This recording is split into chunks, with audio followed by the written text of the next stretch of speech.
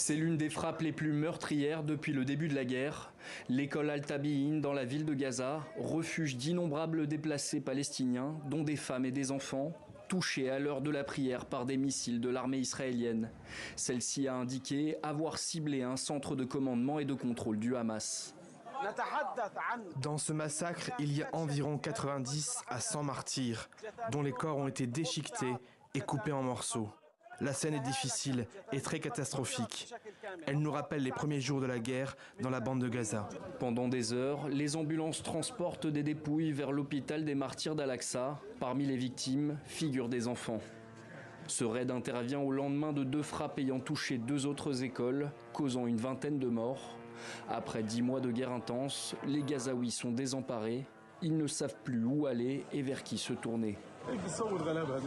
C'était leur refuge. Où peuvent-ils aller maintenant? Seront-ils laissés à la rue? Tout le monde est une cible, que ce soit ici ou ailleurs. Nous sommes des cibles. Dans un communiqué, le Qatar a demandé une enquête internationale urgente.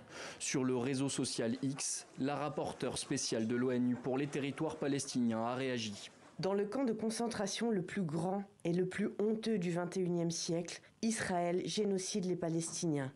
Un quartier à la fois, un hôpital à la fois, une école à la fois, un camp de réfugiés à la fois, une zone de refuge à la fois, avec des armes américaines et européennes.